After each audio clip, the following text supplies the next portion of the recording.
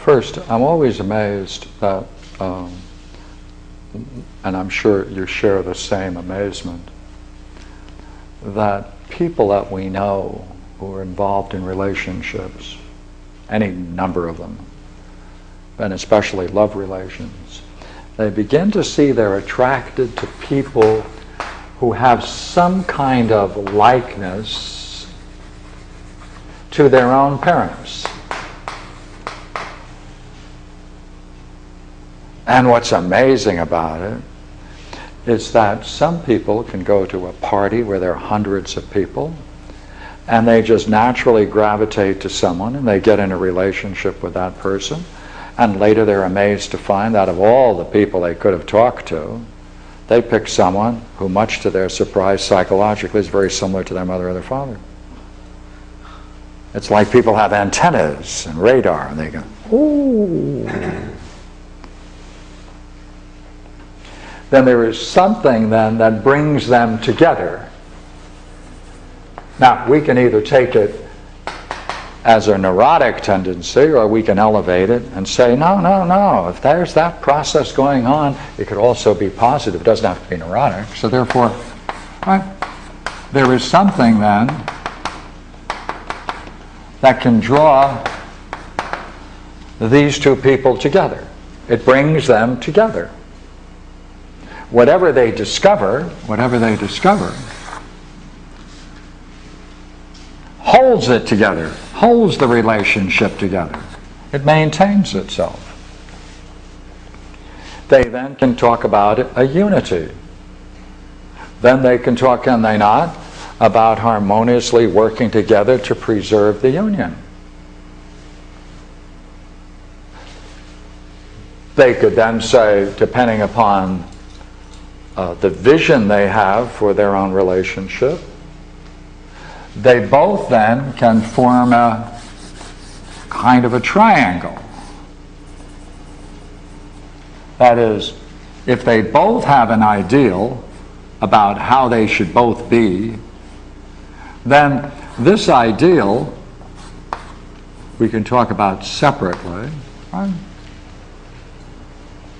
To the degree that they share an ideal and they understand that that's what they both want, then that ideal becomes a third factor, and that can then bring about a kind of perfection to the degree to which it's noble and has integrity to it.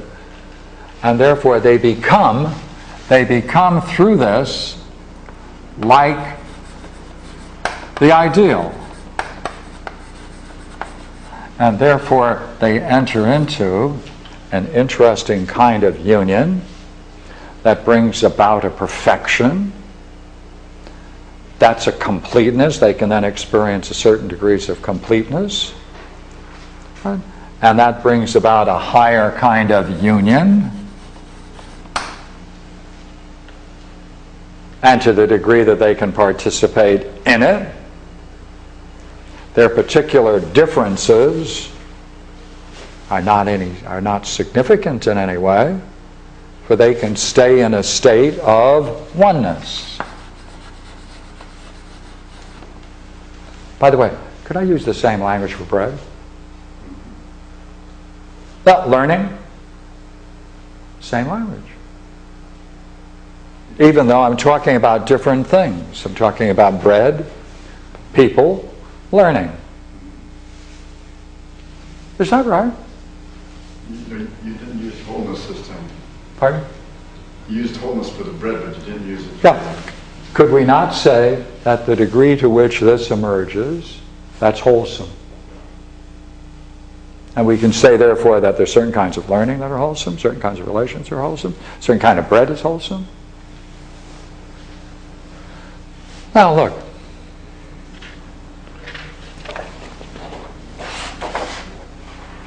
Look at this jump now we're going to make.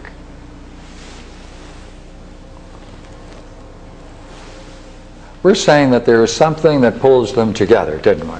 We said people have antennas, radar, and they can see one another. Right?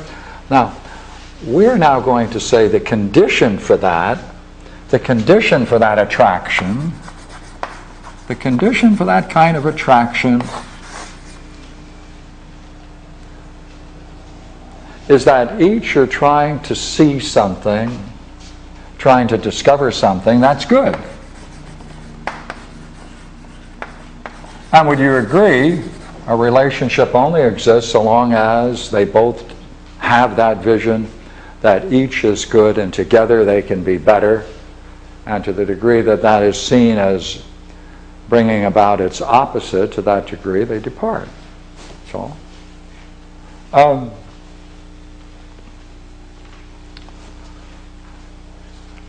Once the vision comes in, or the idea comes in, that this is not good, no matter what else is present, it falls away. Agree? No matter how good the bread looks, no matter how you may touch it, regardless of the smell of everything else, if there is the suspicion, which is later confirmed, that there is something bad about that bread, we don't want anything to do with it, even though it has all the appearance of all the other beautiful qualities. Now let's go from that. All right? Proclus is now going the next step, and he's saying, you know what's behind all of that? These people, all nature, whales, anything, all nature, is really seeking their good. And therefore the driving force behind this is the good. The good. Capital. All right? The good. He said the goodness brings about the wholeness of all beings. Conditional. But what makes whole, and holds together the being of each one of these, because each one of these has to persist in the being in which they are, is the one. That's the one. That's operating. Let's do it again, okay? The good, therefore, brings about the wholeness of this relationship. Right? But what makes whole and holds together the integrity of each, the being of each, the integrity of each, with their ideal, oh wow, that's the one. And to the degree in which they are pursuing this triangular relationship, remember, 3. 1, 2, 3. This is the ideal.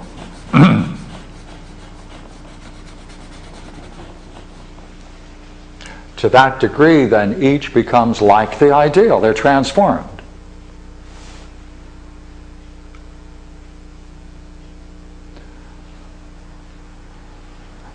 Because that process of likeness, as it completes itself, makes them one.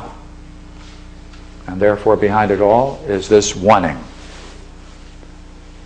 Well, therefore, for those to whom it's present, the good, to those to whom it's present, you know what it does? It brings completion. Each person then becomes, by the challenge, more complete. And it holds together according to that union. According to that union, it holds together. According to that union, it holds together.